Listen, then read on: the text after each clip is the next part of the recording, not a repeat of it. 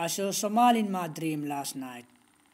Ladies with their children on their backs walked the streets with dignity.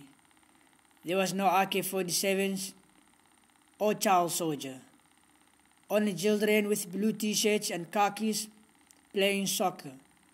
No worries of bullets to get the message of hate across the innocent bystanders.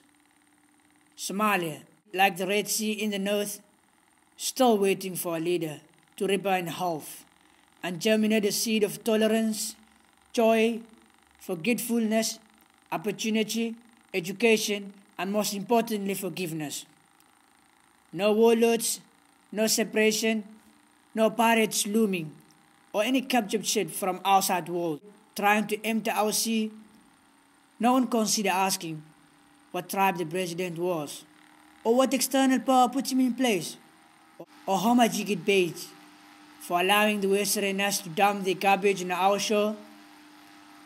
I traveled the land with nothing in hand, taking the beauty that Somalia had to offer. What a lovely dream. Peace.